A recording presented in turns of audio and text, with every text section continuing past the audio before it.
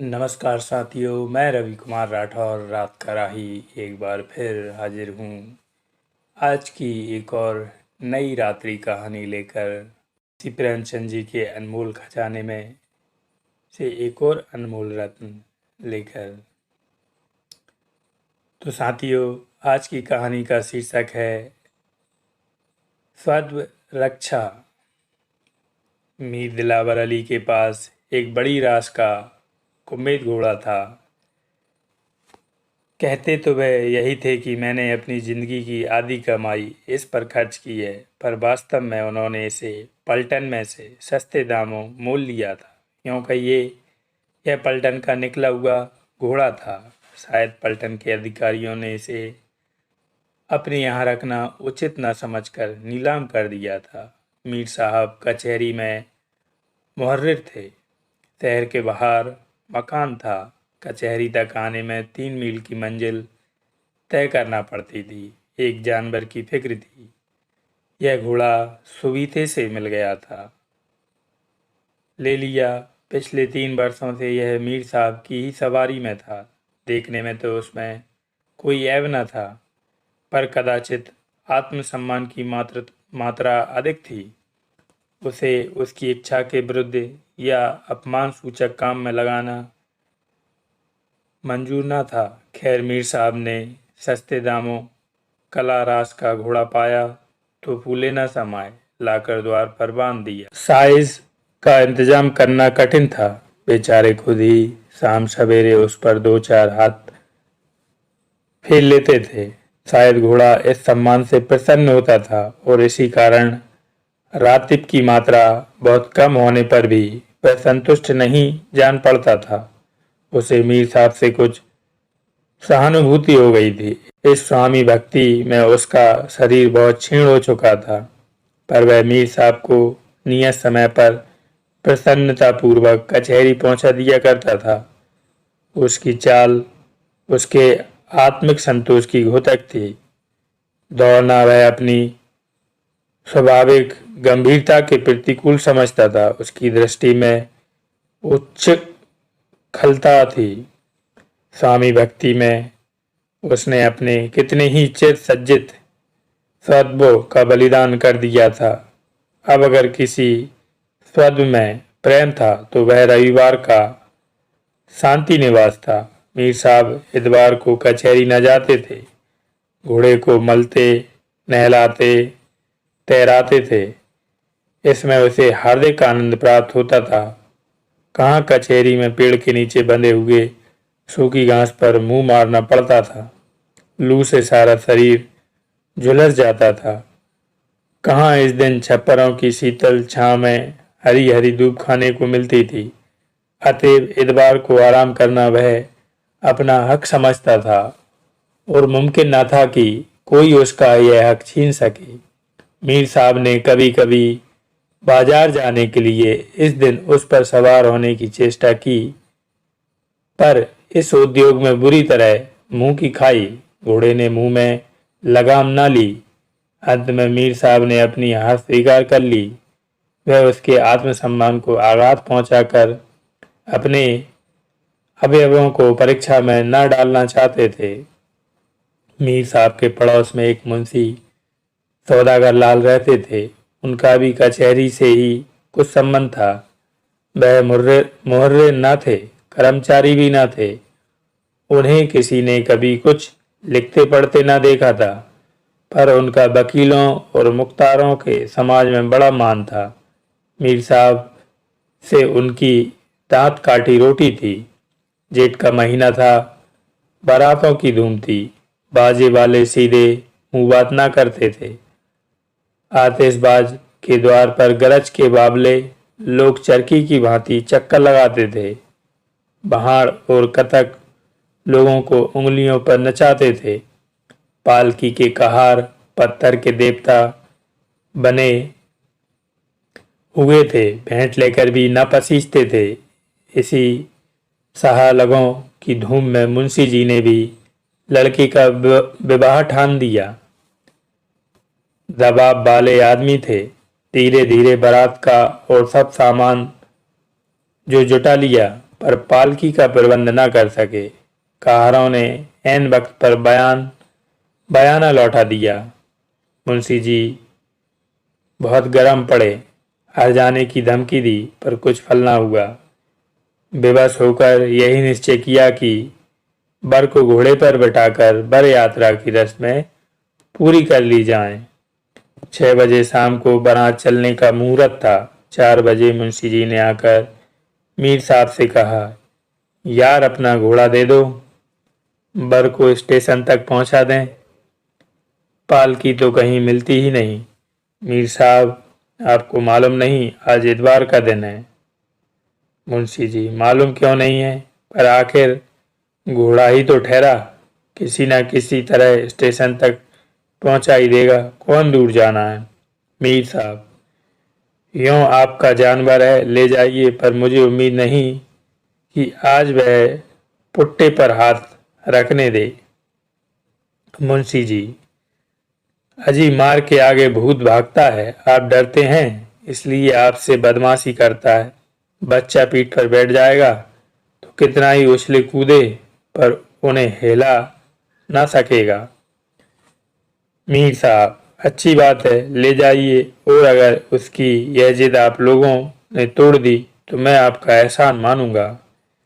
मगर ज्यों ही मुंशी जी अस्तबल में पहुंचे, घोड़े ने हिंसक नेत्रों से देखा और एक बार हिनहिनाकर घोषित किया कि तुम आज मेरी शांति में विघ्न डालने वाले कौन होते हो।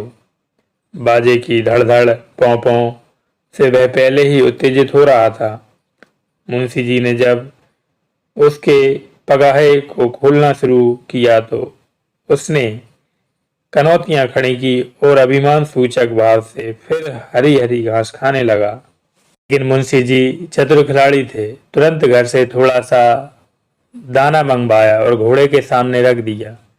घोड़े ने इधर बहुत दिनों से दाने की सूरत न देखी थी, बड़ी रुचि से खाने लगा और तब कृतज्ञ नेत्रों से मुंशी जी की ओर ताका, मानो अनुमति दी कि मुझे आपके साथ चलने में कोई आपत्ति नहीं। मुंशी जी के द्वार पर बाजे बज रहे थे। बर वस्त्राभूषण पहने हुए घोड़े की प्रतीक्षा कर रहा था। मोहल्ले की स्त्रियां उसे विदा करने के लिए आरती लिए खड़ी थीं। 5 बज गए थे। सहसा मुंशी जी घोड़ा लाते हुए दिखाई दिए। बाजे वालों ने आगे की तरफ कदम बढ़ाया। एक आदमी मीर साहब के घर से दौड़कर साज लाया। घोड़े को खींचने की ठहरी, मगर वह लगाम को देखकर मुंह फेर लेता था। मुंशी जी ने चुमकारा, पुचकारा, पीठ सहलाई, फिर दाना खिलाया, पर घोड़े ने मुंह तक न खोला। तब उन्हें क्रोध आ गया, तबाल तोड़ कई चाबुक लगाए। घोड़े ने जब जब भी मुंह में लगाम न ली तो उन्होंने उसके नथनों पर चाबुक की बैंठ से कई बार मारा। नथनों से खून निकलने लगा। घोड़े ने इधर उधर दीन और विवश आंखों से देखा। समस्या कठिन थी। इतनी मार उसने कभी न खाई थी। मीर साहब की अपनी चीज थी, वह इतनी निर्दयता से कभी न पेश आते थे। सोचा मुंह नहीं खोलता तो नहीं मालूम और कितनी निर्दयता से मार पड़े। लगाम ले लो, फिर क्या था। मुंशी जी की फतह हो गई। उन्होंने तुरंत जीन भी कस दी। दूल्हा कूद कर घोड़े पर सवार हो गया। जब बर ने घोड़े की पीठ पर आसन जमा लिया तो घोड़ा मानो नींद से जागा। विचार करने लगा, थोड़े से दानों के बदले इस स्वतत्व से हाथ धोना, एक कटोरे भर कड़ी के लिए अपने जन्म सिद्ध अधिकारों को बेचना है। उसे याद आया कि मैं कितने दिनों से आज के दिन आराम करता रहा हूँ, तो आज क्यों यह बेगार करूँ। ये लोग मुझे न जाने कहाँ ले जाएंगे। आसन का पक्का जान पड़ता है, मुझे दौड़ाएगा, चाबुक से मार मार कर अधमरा कर देगा, फिर न जाने भोजन मिले या नहीं। यह सोच विचार कर उसने निश्चय किया कि मैं यहाँ से कदम ही न उठाऊंगा। यही होगा ना, मारेंगे, सवार को लिए हुए जमीन पर लेट जाऊंगा, आप ही छोड़ देंगे। मेरे मालिक मीर साहब भी तो यहीं कहीं होंगे। उन्हें मुझ पर इतनी मार पड़ती कभी पसंद न आएगी कि कल उन्हें कचहरी भी ले जा सकूं। बरजों ही घोड़े पर सवार हुआ। स्त्रियों ने मंगल गान किया, फूलों की वर्षा हुई। बारात के लोग आगे बढ़े, मगर घोड़ा ऐसा अड़ा कि पैर ही नहीं उठाता। वह उसे एड़े लगाता, चाबुक मारता, लगाम के झटके देता है, मगर घोड़े के कदम मानो जमीन से ऐसे गड़ गए हैं कि उखड़ने का नाम ही नहीं लेते। मुंशी जी को ऐसा क्रोध आया कि अपना जानवर होता तो गोली मार देते। एक मित्र ने कहा, अड़ियल जानवर है, यूं न चलेगा, इसके पीछे से डंडे लगाओ, आप दौड़ेगा। मुंशी जी ने यह प्रस्ताव स्वीकार कर लिया, पीछे से जाकर डंडे लगाए, पर घोड़े ने पैर ना उठाया। उठाए भी तो अगले पैर और प्रकाश की ओर, तो एक बार पिछले पैर भी, जिससे विदित होता था कि वह बिल्कुल प्राणहीन नहीं है। मुंशी जी बाल बाल बच गए। तब दूसरे मित्र ने कहा, इसकी पूंछ के पास एक जलता हुआ कुंदा जलाओ, आँच के डर से भागेगा। यह प्रस्ताव भी स्वीकृत हुआ। फल यह हुआ, घोड़े की पूंछ जल गई। वह 2-3 बार उछला कूदा, पर आगे न बढ़ा। पक्का सत्याग्रही था। कदाचित इन यंत्रणाओं ने उसके संकल्प को और दृढ़ कर दिया। इतने में सूर्य अस्त होने लगा। पंडित जी ने कहा, जल्दी कीजिए, नहीं तो मुहूर्त टल जाएगा। लेकिन अपने बस की बात तो नहीं थी, जल्दी कैसे होती। बाराती लोग गांव के बाहर जा चुके थे। यहाँ स्त्रियों और बालकों का मेला लग गया। लोग कहने लगे, कैसा घोड़ा है कि पग ही नहीं उठाता। एक अनुभवी महाशय ने कहा, मारपीट से काम न चलेगा, थोड़ा सा दाना मंगाइए। एक आदमी इसके सामने तोबड़े में दाना दिखाता हुआ चले, दाने के लालच से खटखट चला जाएगा। मुंशी जी ने यह उपाय भी करके देखा, पर सफल मनोरथ न हुए। घोड़ा अपने स्वास्थ्य को किसी भी दाम पर बेचना न चाहता था। एक महाशय ने कहा, इसे थोड़ी सी शराब पिला दीजिए, नशे में आकर खूब चौकड़ियां भरने लगेगा। शराब की बोतल आई। एक तसले में शराब उड़ेलकर घोड़े के सामने रखी गई, पर उसने सूंघी तक नहीं। अब क्या हो। चिराग जल गए, मुहूर्त टल चुका था। घोड़ा वह नाना दुर्गतियां सहकर दिल में खुश होता था और अपने सुख में विघ्न डालने वालों की दुरावस्था और व्याग्रता का आनंद उठा रहा था। उसे इस समय उन लोगों की यत्नशीलता पर एक दार्शनिक आनंद प्राप्त हो रहा था। देखें आप लोग अब क्या करते हैं। वह जानता था कि अब मार खाने की संभावना नहीं है। लोग जान गए कि मारना व्यर्थ है। वह केवल उनकी सुयुक्तियों की विवेचना कर रहा था। 5वें सज्जन ने कहा, अब एक ही तरकीब और है। वह जो खेतों में खाद फेंकने की 2 पहिया गाड़ी होती है, उसे घोड़े के सामने लाकर रखिए। इसके दोनों अगले पैर उस में रख दिए जाएं और हम लोग गाड़ी खींचें, तो तब तो जरूर ही इसके पैर उठ जाएंगे। अगले पैर आगे बढ़े तो पिछले भी झक मारकर उठेंगे ही, घोड़ा चल निकलेगा। मुंशी जी डूब रहे थे। कोई तिनका सहारे के लिए काफी था। 2 आदमी गए, 2 पहिया गाड़ी निकाल लाए। बर ने लगाम तानी। 4-5 आदमी घोड़े के पास डंडे लेकर खड़े हो गए। 2 आदमियों ने उसके अगले पांव जबरदस्ती उठाकर गाड़ी पर रखे। घोड़ा अभी तक यही समझ रहा था कि मैं यह उपाय भी न चलने दूंगा, लेकिन जब गाड़ी चली तो उसके पिछले पैर आप ही आप उड़ गए। उसे ऐसा जान पड़ा मानो पानी में बह रहा हूं। कितना ही चाहता था कि पैरों को जमा लूं, पर कुछ अक्ल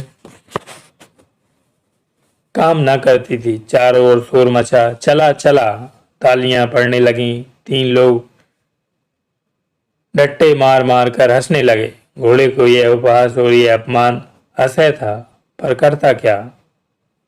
हाँ, उसने धैर्य न छोड़ा। मन में सोचा, इस तरह कहाँ तक ले जाएंगे? ज्यों ही गाड़ी रुकेगी मैं रुक जाऊंगा। मुझसे बड़ी भूल हुई, मुझे गाड़ी पर पैर ही न रखना चाहिए था। अंत में वही हुआ जो उसने सोचा था। किसी तरह लोगों ने 100 कदम तक गाड़ी खींची, आगे ना खींच सके। 100-200 कदम ही खींचना होता तो शायद लोगों की हिम्मत बन जाती, पर स्टेशन पूरे 3 मील था। इतनी दूर घोड़े को खींच ले जाना दुष्कार कार्य था। ज्यों ही गाड़ी रुकी, घोड़ा भी रुक गया। बर ने फिर लगाम को झटके दिए, एड़ लगाई, चाबुकों की वर्षा कर दी, पर घोड़े ने अपनी टेक न छोड़ी। उसके नाथनों से खून निकल रहा था, चाबुकों से सारा शरीर छिल गया था, पिछले पैरों में घाव हो गए थे, पर वह दृढ़ प्रतिज्ञा घोड़ा अपनी आन पर अड़ा हुआ था। पुरोहित जी ने कहा, 8 बज गए, मुहूर्त टल गया। दीन दुर्बल घोड़े ने मैदान मार लिया। मुंशी जी क्रोधोन्मत्त होकर रो पड़े। वह एक कदम भी पैदल नहीं चल सकता। विवाह के अवसर पर वहां भूमि पर पांव रखना वर्जित है। प्रतिष्ठा भंग होती है, निंदा होती है, कुल को कलंक लगता है। पर अब पैदल चलने के सिवा अन्य उपाय न था। आकर घोड़े के सामने खड़े हो गए और कुंठित स्वर में बोले, महाशय, अपना भाग बखानो कि मीर साहब के घर हो। यदि मैं तुम्हारा मालिक होता तो तुम्हारी हड्डी पसली का भी पता न लगता। इसके साथ ही मुझे आज ही मालूम हुआ कि पशु भी अपने स्वत्व की रक्षा किस प्रकार कर सकता है। मैं जानता था कि तुम व्रतधारी हो। बेटा उतरो, बारात स्टेशन पहुंच रही होगी, चलो पैदल ही चलें। हम लोग आपस के ही 10-12 आदमी हैं, हंसने वाला कोई नहीं। ये रंगीन कपड़े उतार दो, रास्ते में लोग देखेंगे तो हंसेंगे कि पांव पांव विवाह करने जाता है। चल वे अड़ियल घोड़े, तुझे मीर साहब के हवाले कर आऊं। साथियों, आज की कहानी का समापन यहीं पर होता है। शुभ रात्रि, फिर मिलेंगे अगली रात्रि।